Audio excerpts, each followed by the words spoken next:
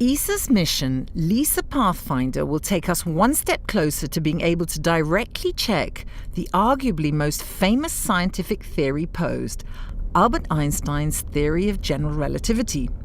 One of the predictions of this theory are gravitational waves, the universe's mechanism for transmitting information about the weakest of the fundamental forces, gravity.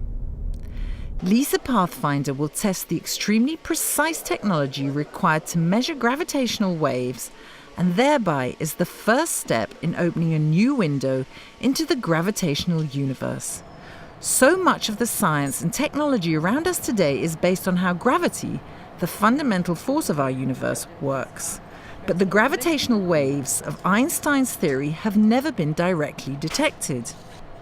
What makes these detections so difficult is that the effect of the passage of a gravitational wave is so subtle that it requires an incredibly large and sensitive detector to measure it. The general theory of relativity predicts what we expect to see from gravitational waves in terms of the ripples in space-time.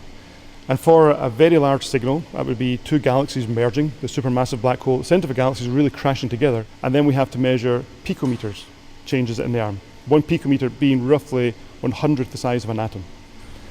This is very difficult, and it's not believed that it's even possible.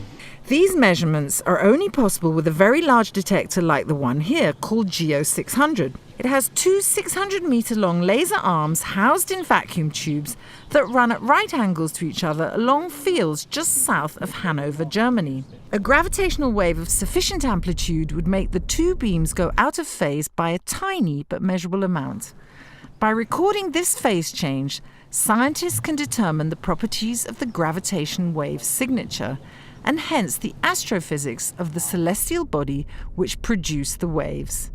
However, so far gravitational waves have not been directly detected. So far we haven't found anything, but any minute now a star could explode and then we would see a signal. The difficulty of measuring gravitational waves from ground-based detectors is that major astronomical events, which are observable from Earth, are rare, and when they do happen, the distortion created by the Earth itself can mask the signal. This has driven the desire for a lower frequency, space-based detector where the signals are plentiful and the detector is free from Earth-induced noise. Gravitational waves are ripples in the fabric of space-time. In order to measure these ripples, we have to build detectors which are only susceptible to the gravity of space. So we have to remove all the other forces like thermal forces, solar radiation pressure, magnetic forces. So LISA Pathfinder will be sent to a stable orbit 1.5 million kilometers from Earth towards the Sun, known as the first Sun-Earth Lagrange point. However, another problem is how to avoid distortion to the measurements of this incredibly precise but sensitive detector from the engine and workings of the spacecraft itself. Now, the spacecraft itself has a bigger effect than what we're trying to measure. So the real challenge of gravitational wave measurements and LISA Pathfinder are how to build a spacecraft which isolates the test mass from everything else.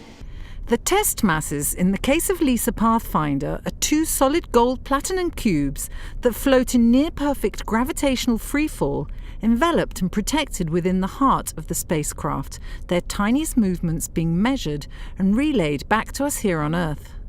LISA Pathfinder is a pure technological experiment to show whether it's possible to create a detector in space of such sensitivity and accuracy that it can measure these waves that are passing through us all the time without us consciously noticing them. After the successful demonstration of the technology, ESA plans a much bigger mission involving 3 spacecraft flying in formation linked by lasers. After we do LISA Pathfinder, we then take effectively 2 or 3 LISA Pathfinder spacecraft. We separate them by 5 million kilometers.